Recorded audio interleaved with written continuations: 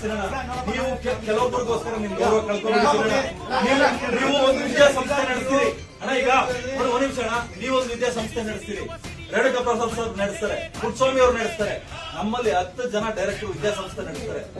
ನಿಮ್ school college ಯಾಕೆ ಈ ತರದ್ದು ಟೀಚರ್ಗಳನ್ನ ಸೇರಿಸ್ಕೊಡಲ್ಲ? ನಿಮ್ ಕಾಲೇಜ್ಗೆ ಕ್ವಾಲಿಟಿ ಅವ್ರು ಬೇಕು. ಒಕ್ಕಲಿಗರ ಸಂಘಕ್ಕೆ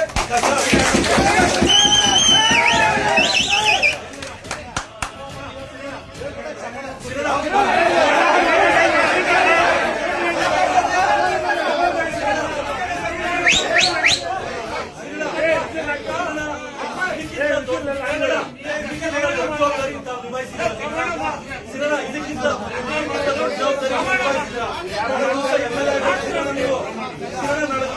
ಆಗೋರು ಈ ತರ ಸಿಗಾಕೋಬಿಡಿ ಸಿರಣ. ನೀವು ತಪ್ಪಾಡ್ದೆ ಹೋದ್ರು ನೋಡೆ ಒಂದಾಡ್ತೀರಿ ಕೇಳಿ.